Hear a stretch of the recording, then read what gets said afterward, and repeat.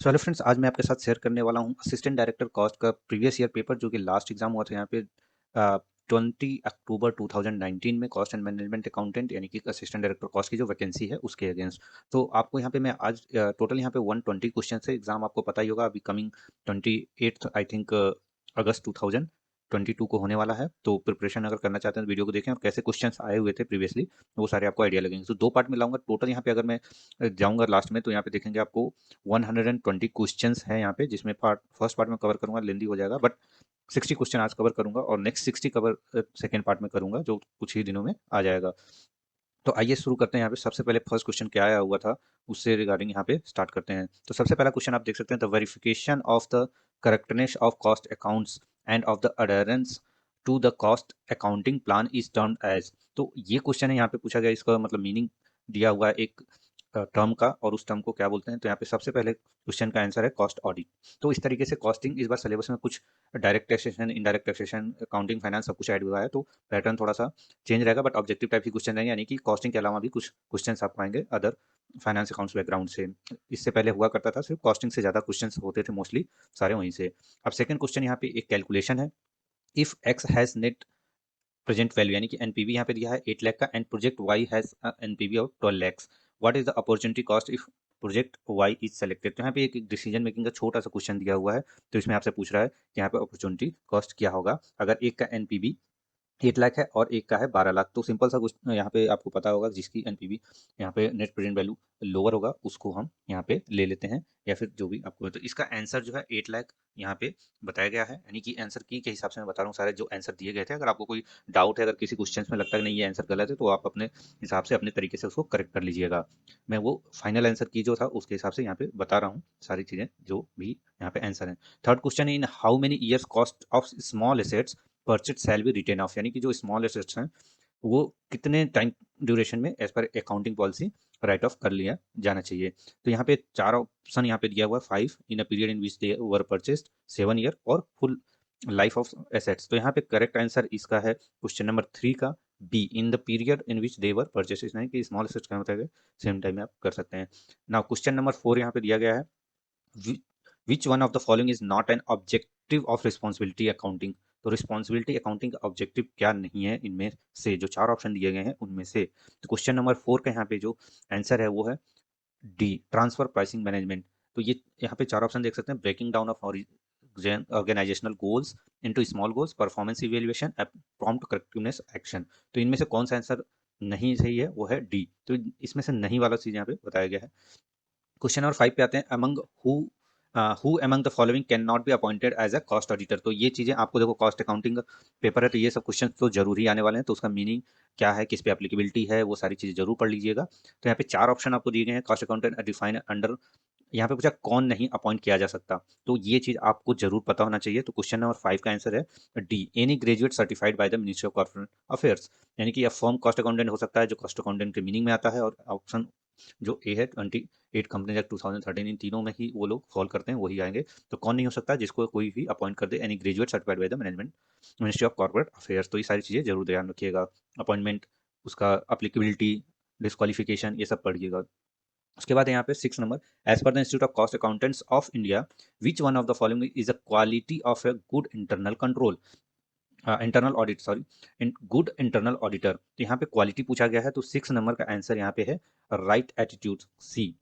Loyalty towards management हो नहीं सकता, risk averter, loyalty towards the shareholders. तो यहाँ पे इसका करेक्ट आंसर है राइट एटीट्यूड, क्वेश्चन नंबर 6 का सी।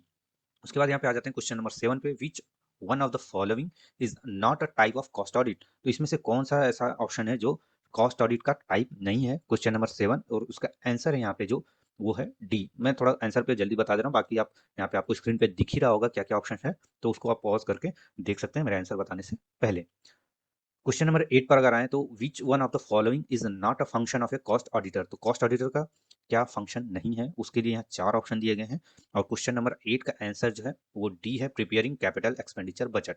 तो ये थ्री आंसर जो है ऊपर से नहीं सही है, इनमें से कौन सा फंक्शन नहीं है, तो वो है यहाँ पे answer number D. Question number 9 का यहाँ पे आंसर जो है वो मैं आपको बताऊंगा, पहले देख लेते हैं क्वेश्चन क्या है। A person which A person is not eligible for appointment as a cost auditor if he has a business relationship with, यानी किसी के साथ बिजनेस अगर रिलेशन है उसका तो वो एलिजिबल नहीं होगा। तो यहाँ पे आपको तीन ऑप्शन दिए हैं, फिर उस तीन ऑप्शन के अगर तीन यहाँ पे एक तरीके से स्टेटमेंट दिए हुए हैं, उन तीन स्टेटमेंट के अगेंस्ट आपको चार ऑप्शन दिए हैं जिसमें से आपको चॉइस करना है। तो इनमें से पहला ऑप्शन है the company, a subsidiary of the company और a holding company of the company. तो इन तीनों ऑप्शन में से कौन सा ऑप्शन सही है, या तीनों सही है या तीनों गलत है, उसके हिसाब से आपको आंसर देना है। तो क्वेश्चन नंबर 9 का आंसर जो है यहाँ पे वो मैं आपको बताऊंगा। तो select the correct answer using the code given below. तो ये कोड दे दिया गया है उन तीनों स्टेटमेंट्स के बिहाफ पे, इन पे। तो आपको करेक्ट आंसर जो है यहाँ पे सेलेक्ट करना है। तो सबसे पहले ओनली सी, यानी कि सिर्फ सी आंसर है। 1 एंड 2 ओनली, यानी कि ये दोनों है, या फिर 1 2 3 या तीनों ही यहाँ पे, या फिर 2 एंड 3 यानी कि ये और ये। तो इस तरीके से ये स्टेटमेंट का आंसर आपको देना है। तो काफी इस तरीके के क्वेश्चन आपको आके मिलेंगे। तो क्वेश्चन नंबर 9 का जो यहाँ पे आंसर है एज पर आंसर की, वो है सी, 1 2 3। अगर तीनों में ही अगर कोई पर्सन बिजनेस रिलेशनशिप रखता है तो वो कॉस्ट ऑडिटर अपॉइंट नहीं हो सकता। तो ये आपको जरूर पढ़ लेना है। अब आते हैं क्वेश्चन नंबर 10 पे। तो which of the following class or classes of the company and companies shall be required to appoint an internal auditor or firm or internal auditors. तो यहाँ पे एलिजिबिलिटी कंपनी या फर्म का पूछा गया है कि कौन सी कंपनी है, किसको यहाँ पे करना है। तो यहाँ पे देखिए फिर तीन स्टेटमेंट दिया गया है। तो आप ये तो जो पढ़ लीजिएगा, हमेशा आने वाले हैं ये क्वेश्चंस, काफ़ी इंपॉर्टेंट ये क्वेश्चंस हैं, वेरी इंपॉर्टेंट है ये। तो इस तरीके के क्वेश्चंस आपको मिलेंगे, एलिजिबिलिटी, डिस्क्वालिफिकेशन, ये सारी चीज़ें। यहाँ तीन स्टेटमेंट है। Every listed company net worth of 20-50 crore, every listed company, every unlisted company with paid up share capital of 10 crore. अब इनके भी यहाँ पे ये चार ऑप्शन आपको बताए गए हैं। इन ऑप्शन में से कौन सा ऑप्शन सही है वो आपको यहाँ पे बताना है। तो select the correct answer using the code given below. 1 only, 2 only, 3 only, 2 and 3। तो इसका करेक्ट आंसर जो है क्वेश्चन नंबर 10 का, वो है answer B, every listed company. कोई भी लिस्टेड कंपनी है, सब पे आपको यहाँ पे रिक्वायर्ड होगा अपॉइंट करने के internal auditor or firm of the internal auditors. तो ये क्वेश्चन का आंसर है। क्वेश्चन नंबर 11 पे आते हैं। विच of the following shall be absorbed in material cost. तो इनमें से का आंसर जो होगा, चारों में से आपका आंसर होगा 11 का यहाँ पे C, losses due to evaporation before the material is received. तो इसका करेक्ट आंसर ये है 11 का सी। अब आते हैं क्वेश्चन नंबर 12 पे। Manufacturing activity includes any act, process or method employed in relation to a cost accounting records rules except. तो यहाँ पे देखिए मीनिंग आपको सब कुछ पता होना चाहिए किस चीज़ का क्या है। उसके बाद यहाँ पे चार ऑप्शन दिए हैं आपको। उन चारों में से जो 12 का करेक्ट आंसर है वो है डी। हो सकता है काफी क्वेश्चन इनमें से इस बार आ जाए, तो सारे क्वेश्चन को ध्यान से देखिएगा। सेकंड पार्ट जब डालूंगा उस समय ये पेपर मैं आपको डिस्क्रिप्शन बॉक्स में दे दूंगा, जहाँ से आप डाउनलोड कर सकते हैं। तो वीडियो को आराम से देखिए, आपकी टाइम है और आप उसको प्रिपेयर करते रहिए और देखिए कि आपको इनमें से कितने क्वेश्चंस का आंसर पता है खुद से ही। तो 12th का आंसर यहाँ पे हो गया आपका डी, रिकॉर्डिंग। 13 क्वेश्चन है। The term product under cost accounting records rule includes. Product के टर्म में क्या इंक्लूड करते हैं? Tangible goods, intangible goods, idea. अब यहाँ पे देखिए तीन ऑप्शन आपको दिए हैं, उन तीन ऑप्शन के अगेंस्ट आपको आंसर यहाँ पे सेलेक्ट करना है कि कौन सा आंसर आपका सही होगा।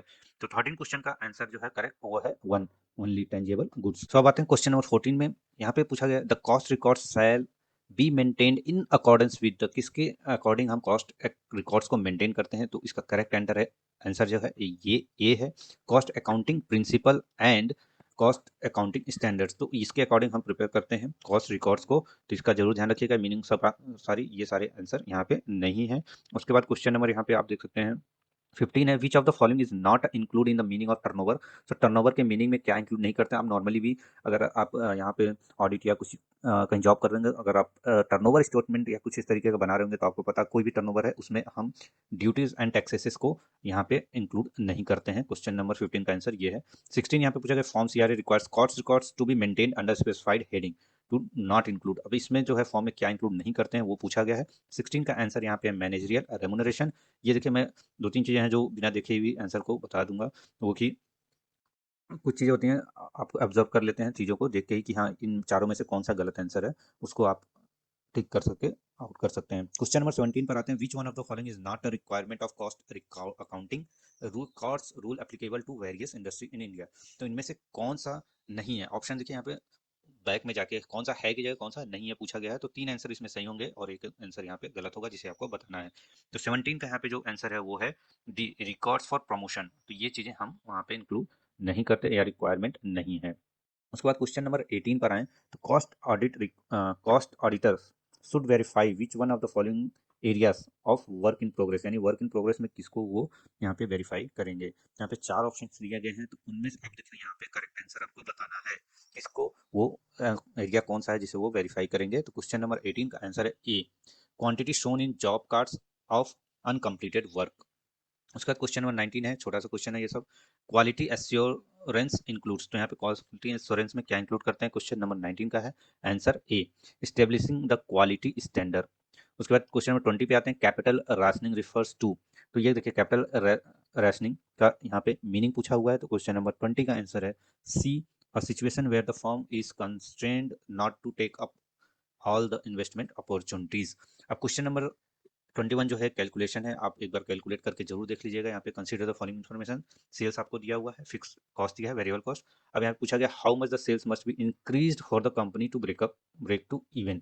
तो कितना ब्रेक इवन के लिए वो इंक्रीज करे, तो फॉर्मूला लगा के छोटा सा है, आप यूज कर सकते हैं। इसका करेक्ट आंसर मैं बता दे रहा हूँ, कैलकुलेशन एक बार जरूर कर लीजिएगा आप। क्वेश्चन नंबर 21 का आंसर है A. 22, Z limited makes a single product which it sales for 16 per unit, यानी कि यहाँ पे सेलिंग प्राइस दिया है, फिक्स कॉस्ट आपको 48,000 पर मंथ बताया गया है, and the product has contribution to sale, यानी कि यहाँ कंट्रीब्यूशन टू सेल्स रेशियो 30% है in month when actual sales were, जहाँ पे एक्चुअल सेल्स आपका 2,24,000 था। अब यहाँ पे मार्जिन ऑफ सेफ्टी बताना है, तो मार्जिन ऑफ सेफ्टी के फॉर्मूले से आप यहाँ पे कैलकुलेशन कर सकते हैं, वो कर लीजिएगा, ये कैलकुलेशन है। तो इस तरीके से भी क्वेश्चन आपको मिलेंगे पेपर में। 22 का आपका आंसर है बी। तो आपका कैलकुलेशन करके देख लीजिएगा 4,000 आंसर आता है कि नहीं। नाउ क्वेश्चन नंबर 23 अगेन यहाँ पे आपका न्यूमेरिकल क्वेश्चन है। If break even point fix cost per unit of amount 8, then what will be the amount of profit when actual sales 1000 units in excess of break even sales and variable cost per amount is 7 rupees। तो ये भी आप calculate कर लीजिएगा। यहाँ पे answer जो है मैं वो आपको बता दे रहा हूँ, 23 का जो आंसर आएगा वो है ए, 8,000। तो इसको आप एक बार कैलकुलेट जरूर करके देख लीजिएगा। इस तरीके से छोटे छोटे क्वेश्चन आपको आएंगे पेपर में। अगेन एक न्यूमेरिकल है 24, what is the amount of profit when margin of safety is 40% break even sales 1 lakh and fix cost 48,000। तो यहाँ पे देखिए मार्जिन ऑफ सेफ्टी दिया है, ब्रेक इवन सेल्स दिया है, फिक्स कॉस्ट, तो आप फॉर्मूला पे एंटर करके लगा सकते हैं। तो 24 का आंसर यहाँ पे है सी, 32,000। ये सारे कैलकुलेशन एक बार जरूर आप वीडियोस पॉज करके देख लीजिएगा। 25 यहाँ पे क्वेश्चन आ गया है जो ऑप्शन बेस्ड है यहाँ पे, और आपको करेक्ट आंसर सेलेक्ट करना है। हाउ कैन प्रॉफिट वैल्यू यानी पीवी रेशियो भी इंप्रूव्ड, यहाँ पे इंप्रूव कैसे करेंगे, उसके ये 4 ऑप्शंस दिए हैं। इन 4 ऑप्शंस के अगेंस्ट 4 आंसर भी दिए गए हैं जिसमें से आपको करेक्ट आंसर चूज करना है। तो क्वेश्चन नंबर 25 का आंसर जो है यहाँ पे बी है, यानी कि आपका 2 एंड 4 ओनली। सो ये 2 एंड 4 को करेंगे तो आपको इंप्रूवमेंट मिल जाएगा। उसके बाद क्वेश्चन नंबर 26 अगेन कैलकुलेशन है ये, इसका करेक्ट आंसर जो है आपको मैं बता देता हूँ। 26 का यहाँ पे करेक्ट आंसर जो आने वाला है वो डी है, यानी कि 50,000। यहाँ पे आपको देखिए प्रॉफिट पीवी रेशियो 50% दिया है, मार्जिन ऑफ सेफ्टी 40% दिया है। Which of the following is the net profit if sales volume, यानी यहाँ पे सेल्स दे दिया है 2,50,000, पीवी रेशियो दिया है और मार्जिन ऑफ सेफ्टी दिया है। तो आपको यहाँ पे नेट प्रॉफिट बताना है, तो उसका करेक्ट आंसर डी है। कैलकुलेट कर लीजिएगा। 27 यहाँ पे profit volume ratio will be fall if, यानी पीवी रेशियो कब फॉल होगा उसके अगेंस्ट में यहाँ पे ऑप्शन और आंसर दिए गए हैं। 4 ऑप्शन हैं, उनमें से 4 आपको करेक्ट ऑप्शन भी दिए गए हैं जिसमें से करेक्ट आंसर आपको चूज करना है। Selling price per unit falls, variable cost per unit falls, fix cost rise, variable cost per unit rises. तो इनमें से कौन सा आंसर सही होगा, तो क्वेश्चन नंबर 27 का आंसर है सी, यानी कि 1 और 4। यानी सेलिंग प्राइस पर यूनिट अगर आपका फॉल होता है और फिक्स कॉस्ट राइज होता है, सॉरी 4 है, वेरिएबल कॉस्ट पर यूनिट आपका यहाँ पे राइज होता है, तब जाके आपका यहाँ पे पीवी रेशियो फॉल हो जाएगा। नेक्स्ट आते हैं क्वेश्चन नंबर 28 पे। क्वेश्चन नंबर 20 भी अगेन यहाँ पे मैंने जैसे बताया बहुत सारे इस तरह के क्वेश्चन आएंगे जिसमें ऑप्शंस होगा, उसके बाद आपको आंसर देने हैं 1 2 1 ऐसे करके। तो question number 20, consider the following statement, एक स्टेटमेंट दिया है, उसके अगेंस्ट आपको स्टेटमेंट कौन सा सही है वो बताना है। यहाँ पे करेक्ट कौन सा है वो बताना है। तो इस क्वेश्चन का ये स्टेटमेंट का आंसर जो सही है 28 का, यहाँ पे बी है, यानी कि 1 2 3 एंड 4 सारा ही यहाँ पे स्टेटमेंट करेक्ट है। 29 नंबर क्वेश्चन पे आते हैं, material cost and factory cost are, यहाँ पे दिया हुआ है आपको material cost and factory cost respectively दिया हुआ है। If factory overheads observation 40% on direct wages है, then amount of factory overheads observe कितना है आपको वो बताना है। तो करेक्ट आंसर इस कैलकुलेशन का है 29 क्वेश्चन नंबर का यहाँ पे डी, यानी 48,000। तो ये सब कैलकुलेशन है, आप एक बार जरूर करके देखिएगा। 13 इससे आपका जो है न्यूमेरिकल भी प्रिपरेशन हो जाएगा, फॉर्मूले भी आप उसके अगेंस्ट पढ़ेंगे अगर आपको याद नहीं है तो। 30 नंबर क्वेश्चन है, अगर आप तैयारी कर रहे हैं तो आपको ये सब कैलकुलेशन फॉर्मूले जो भी हैं वो करने पड़ेंगे, छोटे छोटे क्वेश्चन, क्योंकि यही आपके नंबर्स जो हैं बढ़ाएंगे, आपको स्ट्रॉन्ग करेंगे आपके कट ऑफ लिस्ट में आने में। सारे वीडियो होने के बाद, जब एग्जाम होने के बाद मैं कट ऑफ भी बताऊंगा पिछली बार क्या था। 30 नंबर क्वेश्चन की बात करें यहाँ पे तो सी है इसका आंसर। 35%। यहाँ पे ब्रेक इवन आपको दिया हुआ है 70% लेवल। सेल्स प्रॉफिट आपको बताया गया है एट 100% लेवल।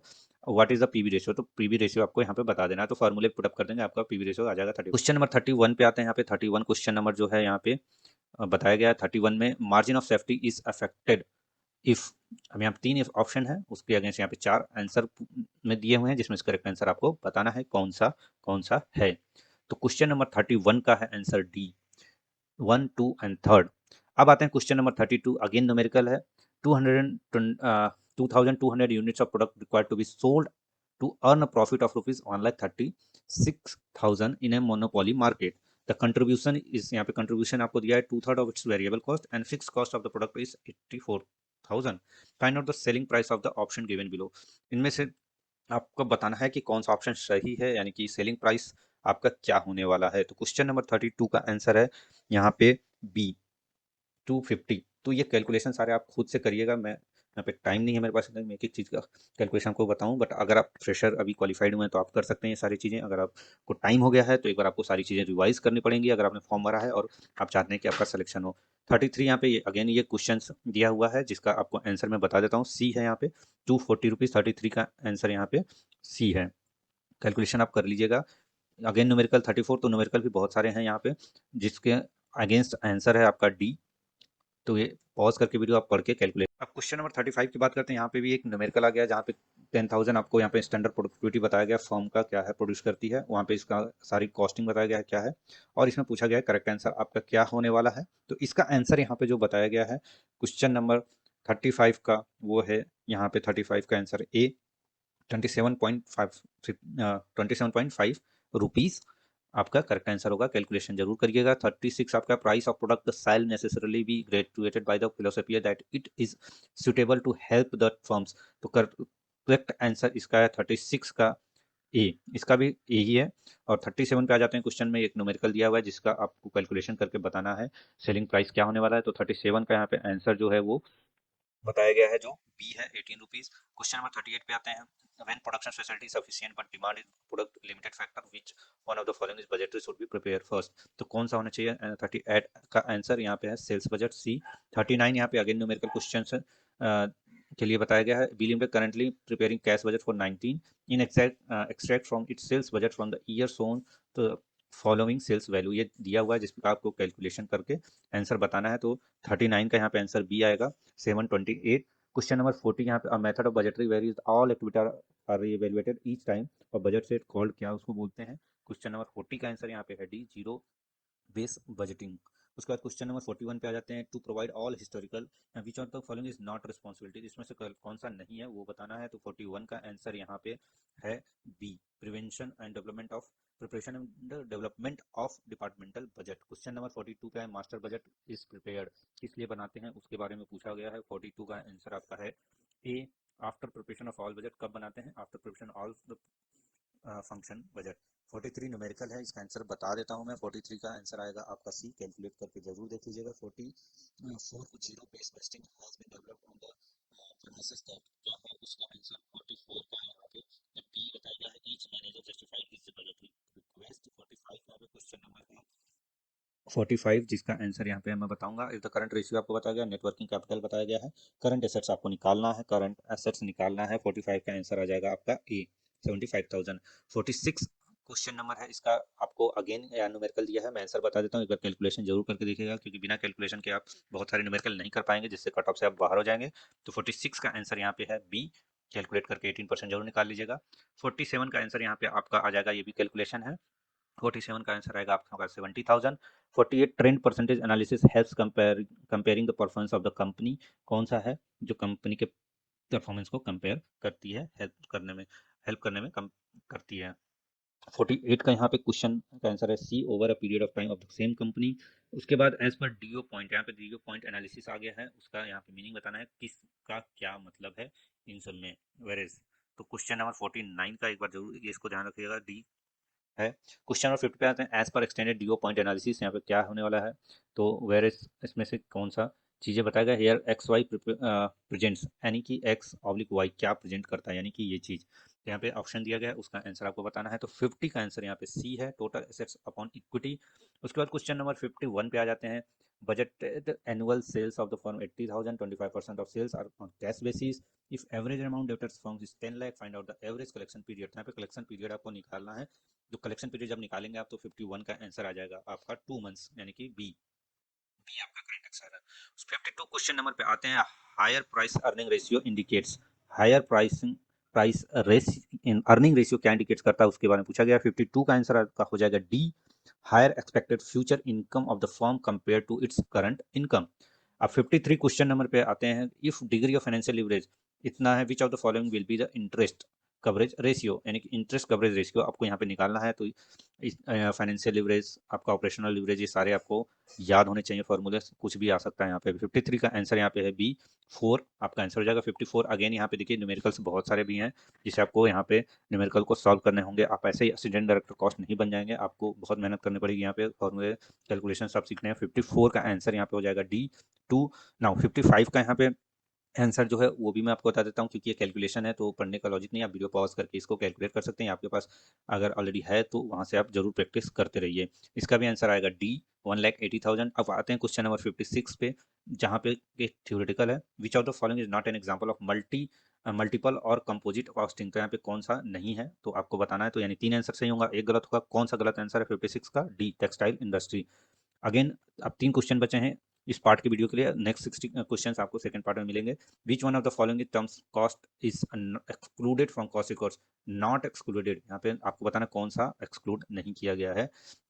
तो यहाँ पे क्वेश्चन नंबर 57 का आंसर है सी, इम्प्लिसिट चार्जेस। उसके बाद आते हैं अगेन 58 एक न्यूमेरिकल क्वेश्चन है जिसको आपको यहाँ पे सॉल्व करना होगा। ई बी क्यू आपको निकालना है, यानी ई यू क्यू भी आपको पता होना चाहिए। ई बी क्यू कैसे निकलता है, दोनों एक तरीके की चीजें हैं, तो एक तरीके के आपको फार्मूला पता होगा तो आप निकाल लेंगे। क्वेश्चन नंबर 58 का आंसर जो आपको है यहाँ पे 58 का बी है, 848.53 यूनिट्स आ जाएगा। 59 again theory cost which requires their occurrence in cash is known as. क्या होता है, ये मीनिंग दिया है किसी टर्म्स का। इसमें 4 ऑप्शन दिए हैं, आपको बताना है कि कौन सी कॉस्ट है ये। तो क्वेश्चन नंबर 59 का जो आंसर हो जाएगा आपका यहाँ पे ए है, explicit cost. Next last question यहाँ पे है 60 इस वीडियो का। Under net reliable value method of apportionment of joint cost the sales value, यहाँ पे दिया है 3 स्टेटमेंट दिया है और 4 ऑप्शन दिए हैं आपको, जिसमें से करेक्ट ऑप्शन आपको चूज करना है। तो 60 यहाँ पे क्वेश्चन नंबर का लास्ट इस वीडियो का क्वेश्चन है 60, और 60 का आंसर है यहाँ पे डी 1, 2 एंड 3, यानी कि तीनों ही यहाँ पे ऑप्शन करेक्ट आपका सही ऑप्शन में आ जाएगा। सो नेक्स्ट वीडियो में मिलते हैं फ्रेंड्स, जहाँ पे हम बात करेंगे अगेन इसी पेपर का जो कि आपका हुआ था 2 अक्टूबर 2019 में, पार्ट 2 वीडियो, और उसमें 60 नेक्स्ट क्वेश्चन क्या होंगे। तब तक इसका प्रिपरेशन करते रहिए और न्यूमेरिकल क्वेश्चंस को जरूर सॉल्व करके देखिए कि आप सॉल्व कर पाते हैं या नहीं, कितने फॉर्मूले आपको याद हैं। Thank you.